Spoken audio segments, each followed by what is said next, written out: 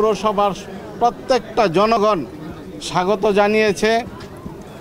আর গত 5 বছর যাবৎ আমি কাঞ্চন পৌরসভার মেয়র হিসাবে আমি দায়িত্ব পালন করে যাচ্ছি।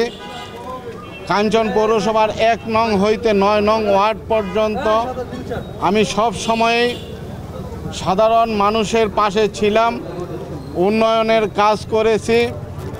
আমাকে কাঞ্চন পৌরসভার সর্বস্তরের মানুষ আবার মতামত দিয়েছে যে আপনি আবার আমাদের মাঝে আমাদের সেবা করবেন।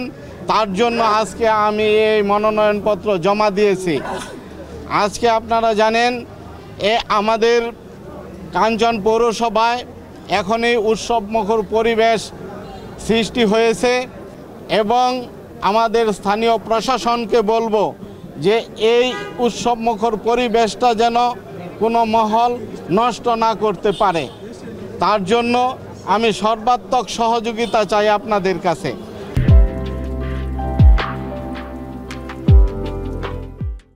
এবং আমারও ব্যক্তিগতভাবে সমর্থন আছে। নিজে এলাকায় অনেক উন্নয়ন করেছি, মানুষের সাথে সুসম্পর্ক রয়েছে। এলাকার গণ্যমান্য সবাই আমাকে স্বতঃস্ফূর্তভাবে সমর্থন দিয়েছেন। আমি আশা করি আগামী নির্বাচনে বিপুল ভোটে বিজয়ী হব ইনশাআল্লাহ। ইভিএমে হয়তো মানুষ একটু ভোট দিতে একটু দ্বিধাদ্বন্দ্ব করে, অনেকে বয়স্ক লোক আছে তারা হয়তো ইভিএমে ভোট দিতে পারে না।